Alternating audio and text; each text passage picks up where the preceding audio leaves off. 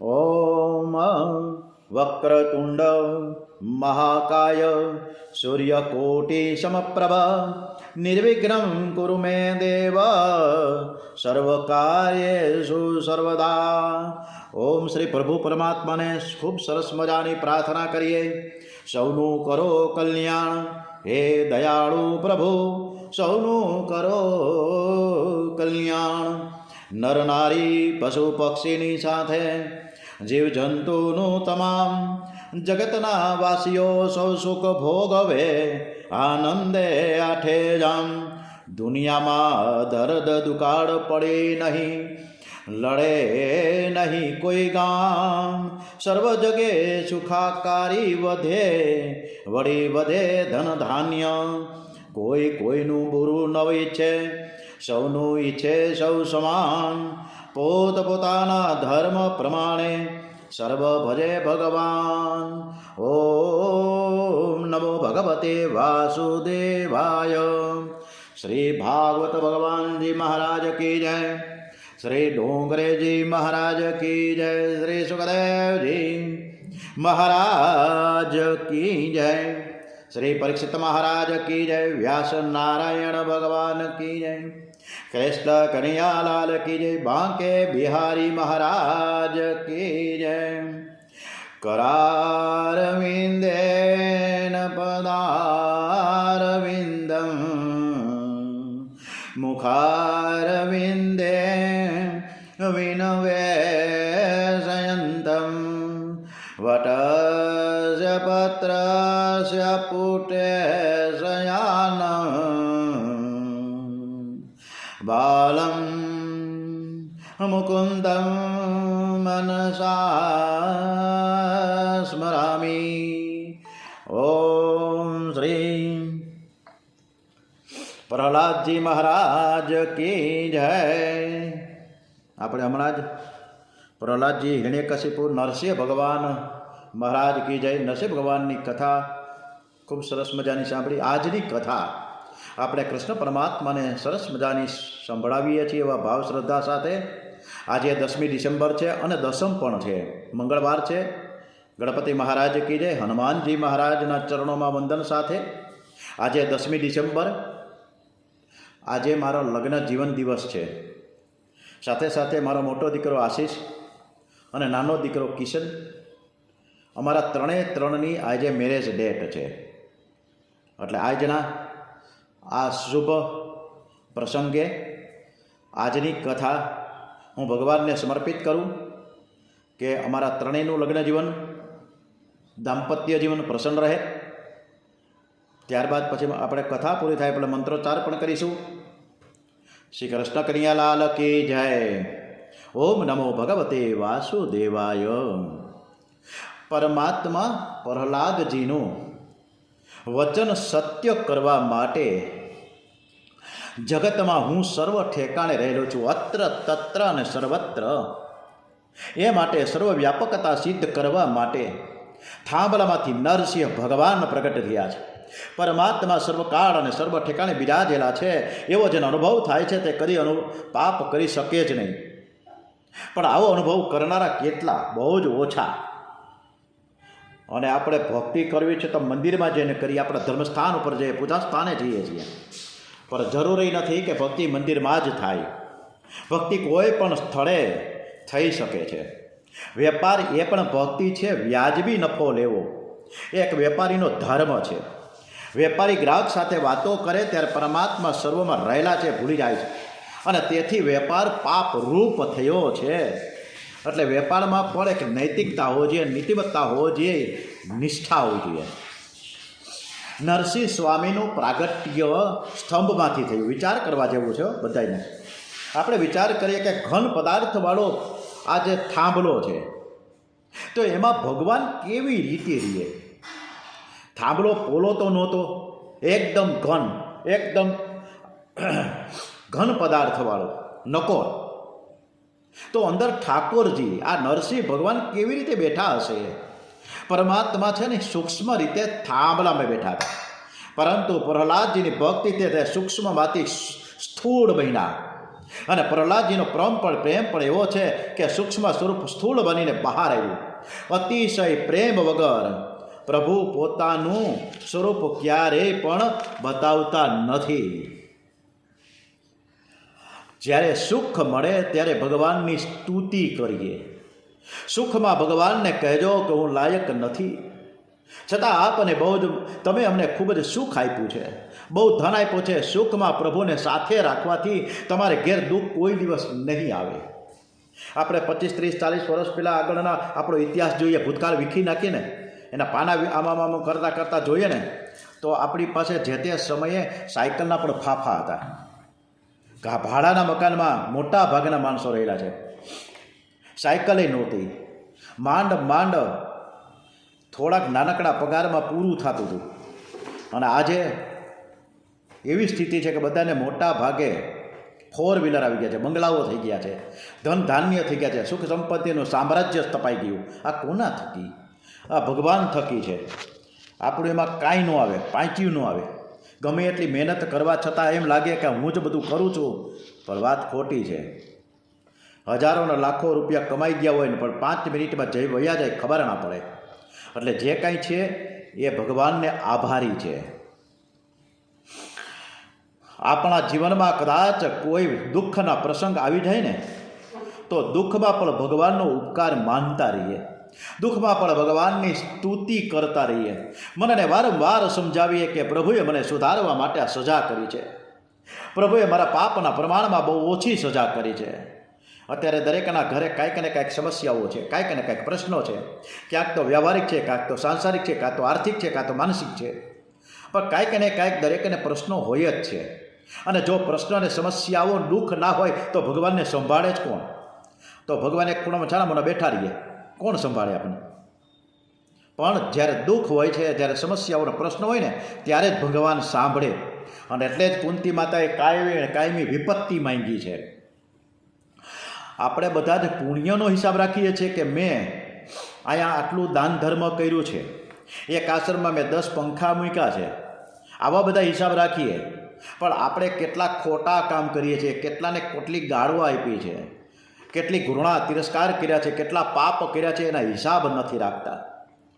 પુણ્ય થાય ને આપણાથી કદાચ અને કદાચ, આમ તો હિંમત હોય તો જ પુણ્ય થાય, સદકાર્ય થાય, નકર થાય જ નહીં. આપણે સવારના 8 થી 9 અહીંયા બેઠા હોય કથા સાંભળવા, ત્યારે પણ એક હિંમત જોઈએ કે સવારે 8 વાગે આ ઠંડીમાં આપણા ઘરમાં છાનામુના બેઠા બેઠા કથા સાંભળીએ. એક હિંમત હોવી જોઈએ, અને હિંમત હોય તો જ આ થાય. તો લોકો પુણ્યનો હિસાબ રાખે છે, પાપનો હિસાબ રાખતા નથી. પુણ્ય થાય, કાંઈક સદકાર્ય થાય, કાંઈક દાન ધર્મ થાય, ભૂલી જાઓ. પણ પાપને કદાચ ભૂલવું નહીં. એને એક ડાયરીમાં નોંધ કરવું કે આજે 24 કલાકમાં મેં ખોટું કામ કર્યું છે. અને પછી 365 દિવસના એ પાના વીખી નાખવામાં આવે ને તો કેટલું બધું ભરાઈ જાય, ખબર નહીં પડે. સુખમાં ભક્તિ કરે તે દુઃખી થતો નથી. દુઃખમાં ભગવાનની સ્તુતિ કરે તેના મન ઉપર દુઃખની બહુ અસર થતી નથી. સુખાવસાને ઇદમેવ સારમ, દુઃખાવસાને ઇદમેવ જ્ઞેયમ, દેહાવસાને ઇદમેવ જાપ્યમ, ગોવિંદ દામોદર માધવેતી. દેહાવસાને પણ પ્રભુની સ્તુતિ કરવામાં આવે. દિવસમાં 3 વાર ભગવાનના વખાણ કરો. આપણે માણસોના, આપણા મિત્રોના, આપણા સગાના, આપણા સ્નેહીના બધાના વખાણ કરીએ છીએ, પણ ભગવાનના વખાણ કોઈ દી કરતા જ નથી. કે હે પ્રભુ, તમારા થકી જ આ બધું છે, જો તમે આ બધું મને ન આપ્યું તો હું ત્યાં નિર્ધન હોત. આ તમારા થકી જ અમે છીએ. આવી તો કોઈ આપણે ભગવાનને પ્રશંસા કરતા જ નથી. આજે પ્રહલાદજી પણ ભગવાનની સરસ મજાની સ્તુતિ કરી રહ્યા, પણ ક્યાં સ્તુતિ કરી રહ્યા છે કે ભગવાને ખોળામાં લીધા છે. અને આપણે ઘણીવાર ગરબો ગાઈએ છીએ ને નોરતા દરમિયાન કે આજે તારે ખોડે, આજે તારે ખોડે રમવારે, માતાજી અમે દોડી આવ્યા, અમે મનની મલિન તારે, માતાજી છોડી આવ્યા. પ્રહલાદજી ભગવાનની ગોદમાં બિરાજેલા છે. બોલે ધ્રુવજીને એવું કીધું એના પિતાએ. પહેલાં તો ધ્રુવજીએ કીધું મારે તમારા ખોળામાં બેસવું છે. ઉતાનપાદે ના પાડી દીધી, કારણ કે સુરુચિ બાજી માટે રહી, એ તો વડકા ભરતી હતી. નારાજ થઈ જાય તો મારે શું કરવું, એટલે કાઢી મૂકો. પરંતુ જ્યારે પરમાત્માના દર્શન કરીને ધ્રુવજી આવ્યા ત્યારે સામેથી હાલીને દોડતા દોડતા એનો આ રાજા ઉતાનપાદ એ પિતા બથમાં ભરવા માટે તલ પાપડ થઈ ગયો. આ ભક્તિની એક કરામત છે. આ ભક્તિ હશે તો ભગવાન રાજી થઈ જાય ને લોકો પણ રાજી થઈ જાય. એમને એમ કાંઈ થતું નથી, એની પાછળ કષ્ટ અને તપશ્ચર્યાઓ કરવા પડે. ધ્રુવજીએ 6 મહિનામાં ધરતીને હલબલાવી નાખી એવી તપશ્ચર્યા કરી હતી. પરમાત્માની સ્તુતિ કરી રહ્યા છે પ્રહલાદજી. બ્રહ્માદિ કહે, હે પ્રભુ, હે પરમાત્મા, હે નાથ. બ્રહ્માદિક દેવો, વિશ્વામિત્ર કે ઋષિઓ અનેક વર્ષો સુધી આપની તપશ્ચર્યા કરે છે, છતાં તેઓને આપનો સાક્ષાત્કાર થતો નથી. આપે આજે મને ગોદમાં લઈને મારા ઉપર કૃપા કરી છે. હું તો રાક્ષસ કુળમાં જન્મો છું. આપે મને દર્શન આપ્યા, હું નિર્ભય થઈ ગયો છું. હવે મને કોઈ ચિંતા નથી. આજે મને ખાતરી થઈ ગઈ કે તમારા દર્શન માટે બ્રાહ્મણને ત્યાં જ જન્મ લેવો પડે એવું કંઈ છે જ નહીં.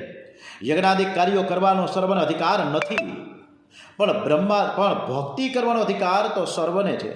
અને તેથી તો સર્વ જાતિઓમાં ભક્તો થયેલા છે. મને તો લાગે છે કે આપને પ્રસન્ન કરવા બહુ ભણતરની જરૂર જ નથી, બહુ પૈસા કમાવાની પણ જરૂર નથી. ખૂબ પૈસા કમાવો અને ભગવત કાર્યમાં તે વાપરો તે ઉત્તમ છે, પણ એક આસને બેસીને પરમાત્માનું ધ્યાન ધરો એ અતિ ઉત્તમ છે. એ અતિ ઉત્તમ છે. પણ આવું થઈ શકતું નથી. એક આસને આપણે 10 મિનિટ પણ બેસી શકતા નથી. એટલે થોડું આપણે એમાં એકાગ્ર મન કરીને શાંતિથી એક આસન ઉપર બેસીને ધ્યાન કરવાની જરૂર છે. એક ઠેકાણે એક મહારાજ કથા કરવા ગયા હતા. ત્યારે એક ભાઈ ત્યાં કથા સાંભળવા ગયા.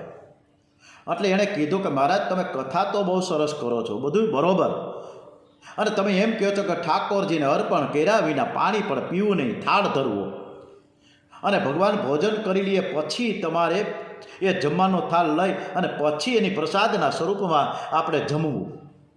હવે તમે કહો છો એ બધી વાત મને ગળે ન ઉતરે. ભગવાન તો કંઈ ખાતા ને પીતા તો નથી, તો અર્પણ કરવાની વાત જ ક્યાં આવી, ભોગ ધરવાની વાત જ ક્યાં આવે? ભગવાન ખાતા હોય તો કંઈક ખાવાનું તો ઓછું થઈ જાય ને થાળીમાંથી. પાણી ધર્યું હોય તો પાણી અડધો ગ્લાસ તો ઓછું થઈ જવું જોઈએ ને. એવું તો કંઈ થતું નથી. આથી તમારે મને સિદ્ધ કરી બતાવવું પડશે કે ભગવાન જમે છે, કે ભગવાન ખાય છે. તમને કહો તો હું સાચો, એટલે તમે સાચા, નકર હું સાચો. વ્યાસ નારાયણે સર્વ શંકાઓનું સરસ મજાનું આ ભાગવતમાં નિરાકરણ કર્યું છે.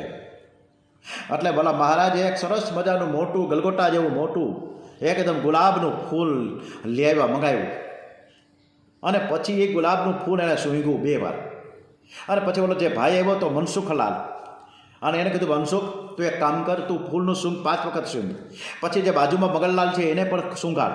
એમ કરતાં કરતાં બધા માણસોને સૂંઘાડી ગુલાબનું ફૂલ, અને પછી પાછું મને આપી દે. હવે આ રીતના જો સૂંઘવાથી ફૂલનું વજન ઘટે છે કે નહીં તું જો. તો કે એમ થોડું ફૂલનું વજન ઘટે? એમ ન ઘટે. આ તો આપણે સુગંધ લઈએ છીએ. બસ આ જ મારે તને કહેવાનું છે મનસુખલાલ. એ આ જ પ્રમાણે પરમાત્માને તમે જે સામગ્રી ધરો છો ને, એમાંથી દિવ્ય શક્તિનો રસ છે ને ભગવાન ખેંચી લે છે. એટલે પરમાત્મા રસ રૂપ છે. આ વ્યવહારમાં પણ અંધશ્રદ્ધા રાખવી પડે છે. પ્રભુ મિલન માટે જેને આતુરતા નથી, પ્રભુ મિલન માટે જેને આતુરતા નથી તેવો બ્રાહ્મણ એ બ્રાહ્મણ નથી. અને જો હીન જાતિનો પણ હોય તો પ્રભુ મિલન માટે આતુરતા હોય ને તે બ્રાહ્મણ કરતાં પણ શ્રેષ્ઠ છે. અને એના માટે આપણે સબરીજીનું ઉદાહરણ લઈએ કે સબરીજી 5-6 વર્ષની નાનકડી દીકરી અને 80 વર્ષના ડોહીમાં થયા, ત્યાં સુધી પડીને ધીરજ કેવી જોરદાર. રામચંદ્રજીને સામેથી આવવું પડ્યું.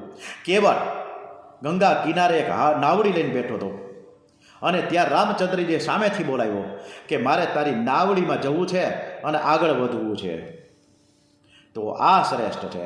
અને સબરીને કેવળ તો હીન જાતિને એક આદિવાસી, પણ છતાંય પણ શ્રેષ્ઠ છે. તમને કોઈ જમવા બોલાવે આપણને, પહેલાં તો ભગવાનને જે રીતે આપણે થાળ ધરીએ છીએ ને, તો આપણે શું કરીએ છીએ, થાળ મૂકીએ 2 મિનિટનો ઓમ નમઃ શિવાય કરીને પાછો થાળ લઈ ઓલું પાણી લઈ અને સીધું ડાઇનિંગ ટેબલમાં આવી જાય અને સીધે જમવા માંડીએ. હવે ભગવાનને હજી તો 1 મિનિટે આપણે થાળ ન મૂક્યો હોય ત્યાં તો આપણે ફટાક દઈને લઈ લઈએ છીએ. એટલે ભગવાન કે ભાઈ તું શાંતિ તો રાખ, મને જમવા જ દે, મને પણ 20-25 મિનિટ જમતા થાય ને, તને પણ 20-25 મિનિટ જમતા થાય, હે તું ધ્યાન રાખ, હું તને સમજાવું.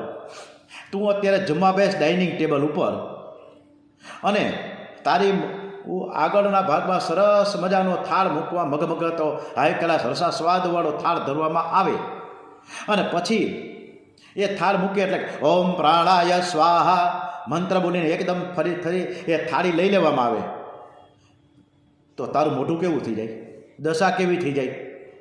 અરે ભાઈ જમતા 10-15 મિનિટ તો થાય તો ભગવાનને પણ 10-15 મિનિટ થાળ મૂકી રાખવો.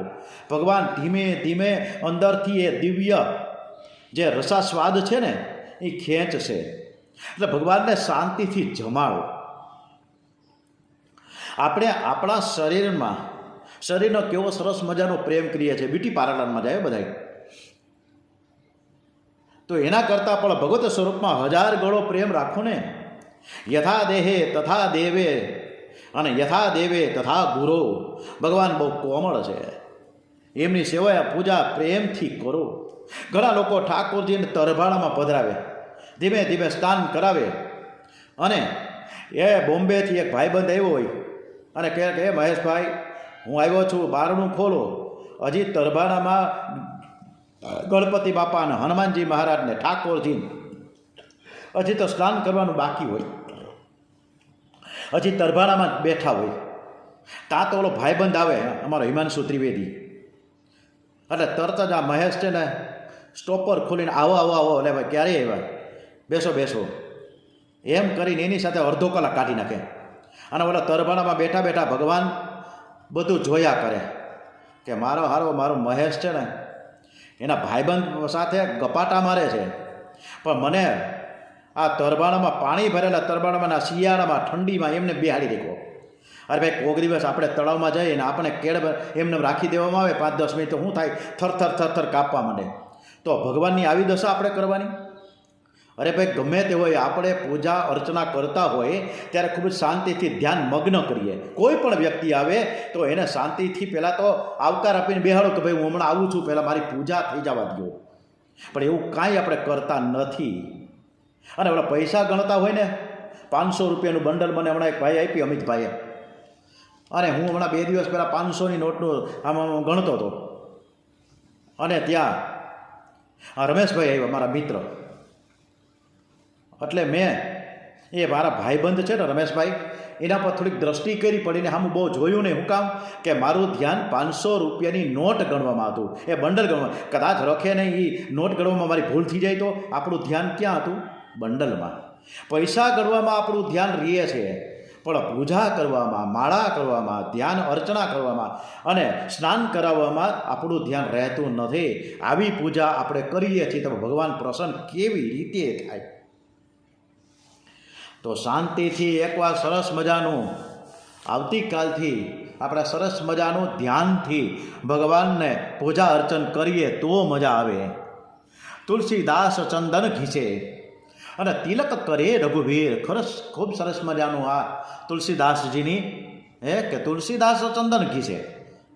તો રઘુવીર સામે બેઠા હોય રામચંદ્રજી, અને એ પાછા જે ચંદન ખરેખર કરવું જોઈએ તુલસીદાસજીએ રામજીને, તો રામજીએ ઊભા થઈને તુલસીદાસજીને ચંદન કર્યું. આ ભક્તિ છે, આ રામ રામ રામ રામ રામમયની ભક્તિ છે. અને એકનાથજી મહારાજની કેવી સરસ મજાની પ્રભુ સેવા અને પ્રભુ ભજન કરતા એવા તો તલ્લીન બની જાય. સેવાના અવિરત પરિશ્રમથી તેઓ થાકી જતા હો. એમની આવી ઉદાત્ત ભક્તિ જોઈને પ્રભુને એક વખત દયા આવી કે મારો આ ભક્ત છે એકનાથજી કેટલો બધો શ્રમ ઉઠાવે છે, હાલને હું એની કાર્યમાં કંઈક મદદ તો કરું. એટલે ભગવાન સાક્ષાત કે બ્રાહ્મણનું રૂપ લઈને એકનાથજીને ત્યાં આવે છે અને એકનાથજીનો દરવાજો ખટખટાયો. ભાઈ એકનાથજી હું આવ્યો છું. એટલે દરવાજો ખોલ્યો. ભાઈ તમે કોણ? તો કે હું આજુબાજુમાં નીકળો તો મને ખબર પડી કે તમારે કાંઈક નોકરની જરૂર છે, તમારા સેવા પૂજા હંજવાડી પોતા જે કાંઈ કરવું છે એના માટે તમે મને નોકરીએ રાખશો? એકનાથજી કે ભાઈ મારે ક્યાં નોકરની જરૂર છે, મારે કાંઈ જરૂર નથી, હું તો આખો દિવસ પ્રભુની સેવા કરું છું. ભલે તારી ઈચ્છા હોય તો તું મારી ત્યાં રહે, મને કંઈ વાંધો નથી, પરંતુ આવા હંજવાડીને પોતાને એવું કાંઈ કરવાનું હોય તું મને ખાલી મદદ કરે, મારી સેવા પૂજામાં મારી બાજુમાં બેસજે. પણ એને કે ના મારે તમારું કામ તો કરવું છે, હું નોકર થઈને રહું, તમે મને મહેનતાણો આપો તો એમને તો હું ન લઉં, તમારો નોકર થઈને કરવું. એટલે પ્રભુએ એ બ્રાહ્મણના રૂપમાં નોકર થઈને એકનાથજી મહારાજની ઝૂંપડીમાં ઠામ વાસણ ઉટકા, ગાર કરી, વાસણ માંજ્યા, એને ચા બનાવી દીધો, એનું જમવાનું બનાવ્યું, આ બધું ઘણું ઘણું કર્યું એને. અને 1 દિવસ નહીં, 2 દિવસ નહીં, 6 મહિનાની વર્ષ નહીં, પણ 12 વર્ષ સુધી રહ્યા. અને જેને ચંદન લગાડવાનું છે પોતે આજે ચંદન ઘસે છે. તુલસીદાસ ચંદન ઘસે, તિલક કરે રઘુવીર. અને આજે તો રઘુવીર ચંદન ઘસે અને તિલક કરે રઘુવીર. આવો ખેલ થયો છે આજે. આ જ તો છે ભક્તિનો મહિમા, આ ભક્તિ છે. બાકી આપણે જે કાંઈ કરીએ છીએ ફક્ત ભગવાનની પૂજા નથી કરતા, થોડું થોડું નાટક કરીએ છીએ, કંઈ કરતા જ નથી. સાચી સેવા પૂજા તો કરતા જ નથી. આપણું મન ક્યાંનો ક્યાં ભાગી જાય ખબર ના પડે. હવે એક દિવસ સત્યભામાને અભિમાન થયું. અભિમાન દરેકને આવે છે. થોડુંક અમથું નાનકડું કાર્ય કર્યું હતા આપણામાં અભિમાન આવી જાય. અભિમાન વગરનું કોઈ પણ માણસ આ દુનિયામાં નથી. હવે અભિમાન થયું છે સત્યભામાને. શું થયું કે આટલી બધી 16,108 રાણીમાં હું જ ભગવાનની સૌથી માનીતું છું, હું તો સ્વપ્ન સૌંદર્યવાન છું, અને ભગવાન મને જ એકને જ પ્રેમ કરે છે, બીજા કોઈને કરતા જ નથી. હવે એક દિવસ નારદજી ત્યાં આવી ચડ્યા. એણે સત્યભામાને કહ્યું છે કે મને જન્મ આવો પતિ મળે એવો તમે કાંઈક ઉપાય બતાવો નારદજી. અત્યારે તો ઠીક છે કે કૃષ્ણ ભગવાન મારા પતિ છે, પણ આવતા જન્મ પછીના જન્મમાં ઉત્તરોત્તર મને જન્મ પતિ મળે એવું કાંઈક મને ઉપાય બતાવો. નારદજી કી વાત સાચી છે, હું તમને ઉપાય તો બતાવું. સરસ મજાનું. બોલો બોલો, શું મારે કરવાનું છે? કે જે વસ્તુનું તમે આ જન્મમાં દાન કરો ને એ વસ્તુ તમને આવતા જન્મમાં મળશે. બોલો. અને તમારે તો કે કાંઈ વાંધો નહીં, હું વસ્તુનું દાન કરવા માટે તૈયાર જ છું. તો એક કામ કરો, તમારે કૃષ્ણ ભગવાનને આવતા જન્મમાં જો પતિ જોઈતા હોય તો તમારે મને આ કૃષ્ણ ભગવાનનું દાન તમારે કરવું જોઈએ. હવે સત્યભામા શ્રી કૃષ્ણનું દાન આપવા તો તૈયાર થયા, પણ દાન કોણ લે તે સવાલ ઊભો થયો.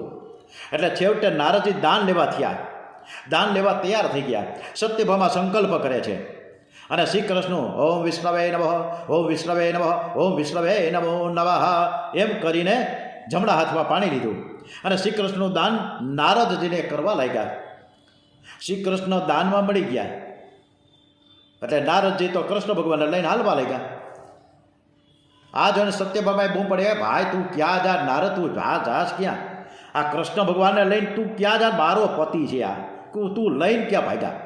એટલે નારદજી કે હવે તમે તો હમણાં સંકલ્પ કર્યો કે મને તમે શ્રી કૃષ્ણનું દાન તો કર્યું, સંકલ્પ થઈ ગયો, વાર્તા પૂરી થઈ ગઈ, હવે એ મારા થઈ ગયા છે. દાનમાં આપેલી વસ્તુ જેને આપવામાં આવે એ પૂરી થાય, એની થઈ જાય, એમ કૃષ્ણ પણ હવે મારા છે. હવે સત્યભામાને પોતાની ભૂલ સમજાઈ ગઈ, હવે કરવું હું? એમણે શ્રી કૃષ્ણ નારદજી પાસે પાછા માંગ્યા. નારદે ચોખ્ખી ના પાડી દીધી, હું તમને કેવી રીતે આપું, તમે મને દાનમાં આપી દીધા છે.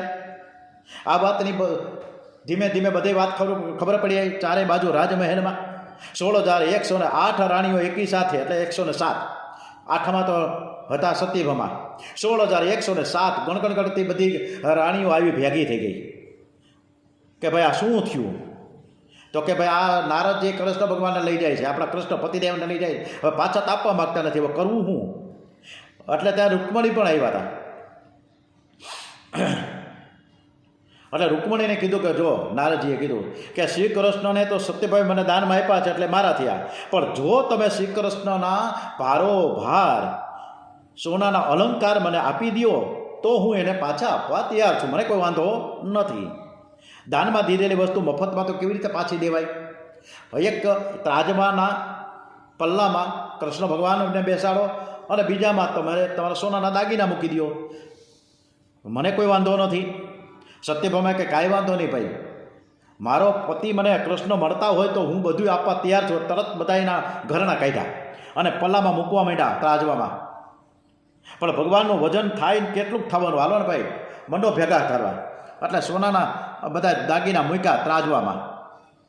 પરંતુ આ શું, કાંઈક નવતર પ્રયોગ શરૂ થઈ ગયો હતો. સત્યભામાએ જે પોતાના બધા જ દાગીના જે મૂક્યા હતા ને, એમાં હીરા હતા ને મોતી હતા ને ઓલો જે મણી હતો ને જાંબુવંતજીને આપ્યો હતો, સ્વયંવંતક મણી પણ મૂક્યો. પણ શ્રી કૃષ્ણવાળું પલું તો ઉચકાતું જ ન હતું. બધી રાણીઓ ગભરાઈ ગઈ, પરસ્યો વળી ગયો, કાં કરવું. બધી દોડતી દોડતી એના ખજાના ઉપાડી આવી અને પોતપોતાના સુવર્ણના બધા જ દાગીનાઓ લાવ્યા. હીરા માણેક અને મોતી ને બધું ઢગલા કર્યા પલામાં. દાગીના સામા પલામાં મૂક્યા, પણ કૃષ્ણ ભગવાનનું પલું નીચું ને નીચું જ રહ્યું, ઊંચું જ ન થાય. આ જીવને અભિમાન આવે ને તો ભગવાન હલકા કેવી રીતે થાય. શ્રી કૃષ્ણની કિંમત શું, જર ઝવેરાત કે સુવર્ણના દાગીના આભૂષણેથી કોઈ દિવસ થાય? રાણીઓ શ્રી કૃષ્ણની કિંમત દાગીનાઓથી કરવા લાગી, એટલે હજારો મણ દાગીનાઓથી ભગવાન તોલાતા નથી. સત્યભામાનું અભિમાન ઉતારવા ભગવાને આ સરસ મજાની લીલા કરી. છેવટે આ વાતની રૂકમણીજીને જ્યારે જાણ થઈ રહે કે આ બધું શું છે, એ તો છાનામાના શાંતિથી ઊભા હતા. સત્યભામા રૂકમણીજીને શરણે કે ભાઈ તમે કાંઈક આમાં ઉપાય બતાવો. રૂકમણીજી બધું જ ભેદ સમજી ગયા. ભગવાનને કાંઈ દાગીનાઓથી તોડાતા છે, બધા છેટા વયા જાઓ અને પલામાંથી જેટલા બધા સોનાના દાગીના ઘરણા મોતી બધું મૂક્યું છે કાઢો. અને તરત જ રૂકમણીજીએ તુલસીનો પાન મગાવ્યું, ફક્ત એક નાનકડું પાન, એક નાનકડું ભાજીનું પાન, અક્ષય પાત્રમાં, દ્રૌપદી પાસે અક્ષય પાત્રમાં. આરોગ્યું આખું જગત ઓડકાર લઈ લીધા. એવી જ રીતના તુલસીનું એક પાન મંગાવ્યું અને જે પલ્લામાં મૂકવામાં આવ્યું કે તરત જ શ્રી કૃષ્ણ તોડાઈ ગયા. બંને ત્રાજવા સરખા થઈ ગયા. રૂકમણીજીએ તુલસીનું એક પાન ભાવ પ્રેમથી અર્પણ થયું અને ભગવાન તોલાઈ ગયા. હજારો મણ સુવર્ણથી ન તોલાયા, એક તુલસી પાનથી. હે નાથ, તમે તુલસીના પાંદડે તોલાયા, હે તુલસીના પાંદડે તોલાયા, તુલસીના પાંદડે તોલાયો મારો વાલમો. હવે આવું જ કંઈક બોડાણાનું છે. બોડાણા માટે ભગવાન સવા વાલના થઈ ગયા હતા, સવા વાલ બોડાણા. ડાકોરમાં બોડાણાજીની પત્નીએ રણછોડરાયજીની મૂર્તિની સામે બીજા ત્રાજવામાં સવા વાલની વાડી મૂકી અને ત્યારે ભગવાન તેના વજન જેટલા હલકા બની ગયા હતા. આ પ્રભુની એક લીલા છે કે ભગવાનને માટે તો એ બધું જ કરવા તૈયાર છે. પ્રભુને એવું કોઈ ઈચ્છા હોતી નથી કે કોઈ મારી સેવા કરે, ભોગ ધરે. એમને કોઈ વસ્તુની પણ અપેક્ષા નથી. ઈશ્વર નિષ્કામ છે, ઈશ્વરને ખાવાની ઈચ્છા નથી, પણ આ તો ઈશ્વરને સમર્પિત કરવાનું છે. આપણે ક્યાં કંઈ લઈને આવ્યા હતા, હજારોના લાખોને કરોડો રૂપિયા કમાણા, પણ એમાં 10% ભાગ આપણે ભગવાનને માટે અલગ રાખીએ. ખાલી 10%. 1 લાખ રૂપિયા કમાણા હોય તો 10,000 રૂપિયા જ આપણે ભગવાનને આપવાના છે, પણ આપણે 10,000 રૂપિયા આપી શકતા નથી. એટલે આપણે આપણા ધંધાના ભાગીદાર બનાવીએ ભગવાનને, તો આપણા ધંધામાં બરકત રહે. પણ આપણે જીવ ન હાલે. 10,000 હું 2,000 ખર્ચવાનો જીવ ન હાલે. પ્રેમથી અર્પણ કરવામાં આવે ને તો ભગવાન પ્રસન્ન થઈ જાય. ઈશ્વરને અર્પણ કર્યા વગર ખાય તે પાપ જમે છે. ઈશ્વરને અર્પણ કરીને ખાશો તો તે અનંત ગણું બનાવીને પાછું આપશે. ઈશ્વર ફક્ત તમારો ભાવ જુએ છે, એમને ઘેર ક્યાં ખોટ છે. કુબેર ભંડારી તો એને બાજુમાં જ છે. દ્વારિકાધીશે કુબેર ભંડારીએ હુકમ કર્યો કે મારે દ્વારિકામાં સરસ મજાનો રાજમહેલ ખડો કરી દો. તા તો એકદમ સરસ મજાનો અદ્ભુત રાજમહેલ તૈયાર થઈ ગયો. તો ક્યાં એને ખોટ છે? ભગવાને આપેલું એને અર્પણ કરવાનું છે. તમારી અર્પણ કરવાની રીતથી તમારો ભાવ દેખાઈ આવશે. આપણે ક્યાંક મંદિરે જાય એટલે આપણે બહુ વધીને રૂપિયો 2 રૂપિયા અને બહુ કદાચ હિંમત થઈ જાય ને કદાચ તો 10 રૂપિયાનો સિક્કો નાખીએ, પણ 20 રૂપિયા ને 50 રૂપિયા કે 100 રૂપિયા જીવ આપણો ન ચાલે. કારણ કે આપણો બધો માનવ સહજ સ્વભાવ છે અને થોડોક આપણો સ્વભાવ પણ કંજૂસ છે. ભગવાનને થોડા એટલા બધા અપાય. દીવો કરવાથી કે આરતી કરવાથી ભગવાનના ઘરે અજવાળું થતું નથી. એનો પ્રકાશ તમારા હૃદયમાં થવો જોઈએ. ઈશ્વરનું અંગ છે ને સ્વયં પ્રકાશમય છે. સેવા કરવાથી સેવકને સુખ થાય છે. તેથી ભગવાનને શું સુખ મળવાનું હતું? એ તો પરમાનંદ સ્વરૂપ છે. જીવને આપનાર ભગવાન છે, પરંતુ મનુષ્ય નિવેદન કરે છે એટલે ભગવાન થાય છે. ભગવાન તેમાં મનુષ્યનો ભાવ જુએ છે. દક્ષિણ ભારતમાં એક કથા ખૂબ જ સરસ મજાની જાણીતી છે. દક્ષિણ ભારતમાં છે ને બધા જ મહારાજો ખૂબ સરસ મજાના થઈ ગયા, એકદમ ધાર્મિક ભાવવાળા. એક ગામમાં એક ગૃહસ્થ અને ત્યાં લગ્ન. વિઘ્નનાશ માટે દરેક ધાર્મિક કાર્યમાં ગણપતિ બાપાનું તો સ્મરણ થાય જ, પૂજન થાય જ. એટલે આને સરસ મજાનું એક ધાર્મિક કાર્ય આરંભ્યું હતું. એટલે એમાં ગણપતિની પૂજા કરવા માટે ગોર બાપાએ કીધું કે ભાઈ ગણપતિ મહારાજને બોલાવો, પધરાવો. હવે ગણપતિ બાપાને તો જોઈએ જ પૂજા વખતે. તો ગૃહસ્થે કીધું કે ભાઈ એમાં મારે તો એ ગણપતિ બાપા છે નહીં, મારે પૂજામાં ગણપતિ બાપા જ નથી, તો હવે શું કરવું? તો એક કામ કરો, ગોળ થોડું 100-150 ગ્રામનો જે ગોળ લઈ આવો વાટકામાં. એટલે ગોર મહારાજે સરસ મજાના એ ગોળમાંથી ગણપતિ બનાવ્યા અને ગણપતિ બનાવી અને પૂજા સ્થાનમાં મૂક્યા અને પૂજા કર્યું. હરિ ઓમ ગણાનમ દહ ગણપતિ ગુણવા મહે પ્રિયાણમ દહ પ્રિયપતિ ગુણવા મહે નિધિનમ દહ નિધિપતિ ગુણવા મહે અવસો મમ આહમ જાની ગર્ભદમા તમ જાસી ગર્ભદમમાં. સરસ મજાનું ગણપતિ મહારાજનું પૂજન અર્ચન થયું, ધૂપ થયા. હવે નૈવેદ્ય અર્પણ કરવાનો વારો આવ્યો, સમય થયો. નૈવેદ્ય કેવી રીતે ધરવું? નૈવેદ્ય મગાવો. હવે ગૃહસ્થે કીધું, એ દંપતી બહુ ધાર્મિક ભાવના, એકદમ શ્રદ્ધાવાળા, એક વિશ્વાસ સાથે પૂજા કાર્ય કરી રહ્યા હતા. કે ભાઈ હવે તમે અમારે નૈવેદ્યનું કહો છો, એવું તો હું કંઈ લઈ આવ્યો નથી.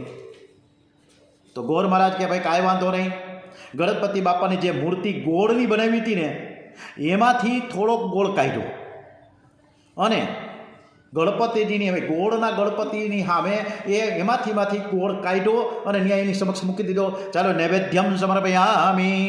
અને આવી પૂજાથી પણ ગણપતિ બાપા પ્રસન્ન થઈ ગયા. ગૃહસ્થના કાર્યમાં કોઈ વિઘ્ન ન આવ્યું. વિઘ્નેશ્વરાય વરદાય સુરપ્રિયાય લંબોદરાય સકલાય જગત્વિતાય નાગાનનાય શ્રુતિયગ્ન વિભૂષિતાય ગૌરી સુતાય ગણનાથ નમો નમસ્તે. શ્રી ગમ ગણપતિ નમો નમઃ. ગણપતિ બાપા ખૂબ ખૂબ પ્રસન્ન થઈ ગયા. દરેક કાર્યની પાછળ જો ભાવના શુદ્ધ હોય ને તો કોઈ પણ વસ્તુને એવું કોઈ મહત્વ નથી, પણ ભાવનું મહત્વ છે. ભક્તિ માર્ગમાં ભાવના વગર સિદ્ધિ મળતી નથી. સેવા કરતા રોમાંચ થાય, સેવા કરતા આંખમાં આંસુ આવે, એ સેવા સાચી ગણાય. સેવા ક્રિયાત્મક નહીં, આપણે મોટા ભાગે ક્રિયાત્મક જ કરીએ છીએ. ભાવનાત્મક ક્રિયા હોવી જોઈએ. સેવા કરતા આનંદ મળવો જોઈએ. અને જ્યારે મહિલા વર્ગ રસોઈ બનાવે ને ત્યારે ભગવાનને અર્પણ કરે ને ત્યારે કહેજો કે હે પ્રભુ, તમે તો વિશ્વંભર છો, વિશ્વનું ભરણ પોષણ કરનાર છો, તમને કોણ જમાડી શકે? તમારું હું તમને અર્પણ કરું છું. ઈશ્વરને અર્પણ કરવાનું છે. અરે આ જીવ બીજું લાવે ક્યાંથી? બીજું છે જ ક્યાં?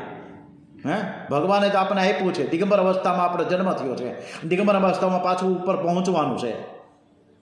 ઈશ્વર પરિપૂર્ણ છે, પરિપૂર્ણ છે, સંપૂર્ણ છે. ઓમ પૂર્ણમદઃ ઓમ પૂર્ણમિદં ઓમ પૂર્ણાત પૂર્ણમુદચ્યતે. ઈશ્વરને કોઈ વસ્તુની અપેક્ષા નથી, કોઈ વસ્તુની ભૂખ નથી, ફક્ત પ્રેમની ભૂખ છે.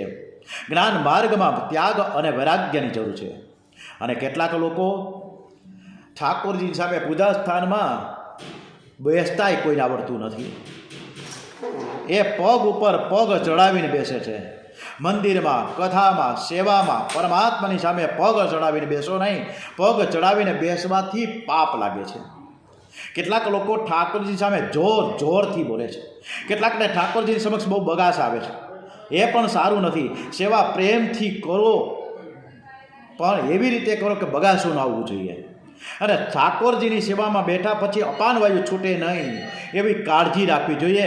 આથી રાત્રિના સમયે, ડિનરના સમયે કોઈ પણ વસ્તુ વાયડી ન ખાવી કે જેથી ભગવાનની સેવા કરતાં અપાન વાયુ છૂટે. આવતીકાલે ખૂબ સરસ મજાની નામદેવની કથા વાર્તા શરૂ થશે. આપણે ત્યાં સુધી આ કથાનો વિરામ આપીએ છીએ. શ્રી કૃષ્ણ કનૈયાલાલ કી જય, દ્વારિકાધીશ કી જય, શ્રી ભાગવત ભગવાનજી મહારાજ કી જય. श्री डोंगरेजी महाराज की जय। श्री सुखदेव जी महाराज की जय। ओम नमो भगवते वासुदेवाय। हरे कृष्णा कृष्ण कृष्ण हरे हरे।